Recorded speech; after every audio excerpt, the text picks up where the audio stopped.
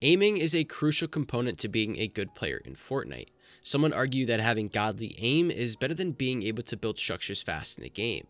Whether or not you agree with that opinion, having great aiming skills is a crucial aspect to the game that you can't let hold you back from being the player you know you can be. In today's video, I'll be talking with you guys about how you can start hitting more shots and aiming like the pro players do. This topic is highly requested here on my channel, so I believe it's my duty to deliver on this one. There's many aspects to aiming in Fortnite, but I'll be breaking down the most important ones that you guys should be practicing. By the end of the video, my goal is to get you guys aiming like the pros do, which will mean an increase in accuracy. Comment down below and tell me what your favorite weapon is in Fortnite. My favorite weapon right now is easily the suppressed SMG. Anyway guys, let's get right into the video. We're going to start off this video talking about free aiming and aiming down your sights and how you can manipulate this game mechanic to track your enemies better.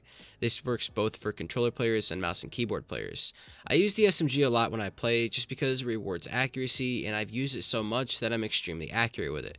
Some of you guys jokingly leave comments telling me to leave the link for my aimbot once you see me melt someone with my SMG. I just want you guys to know I don't have aimbot, of course. I'm just exercising this trick of mine. When you're aiming down your sights at your opponent, sometimes it can be very hard to track them if they're moving too fast to keep your crosshairs directly over them. So what I do if this happens is I stop aiming in for a split second and allow my free aim to move my crosshairs a little faster than if I was aiming down my sights. Since I'm a controller player, I totally understand if this sounds like a reworded way to spam L2. But I'm actually not spamming L2 when I do this. I'm just pausing my ADS and following my opponent with my free aim.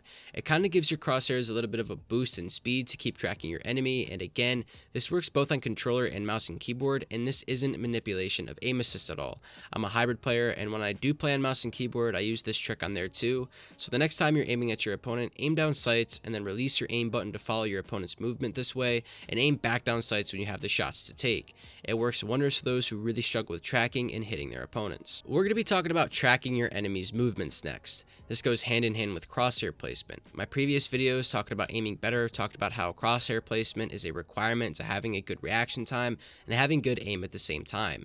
Crosshair placement essentially boils down to having your crosshairs at the height and direction of where your opponents are. You can see in the gameplay how close my crosshairs are to my opponents every time I take a shot at them. Whether or not I see them from a distance or hear them near me, I always keep track of where my enemies are. If your enemies are below you, then you need to have your crosshairs aiming down towards where they are.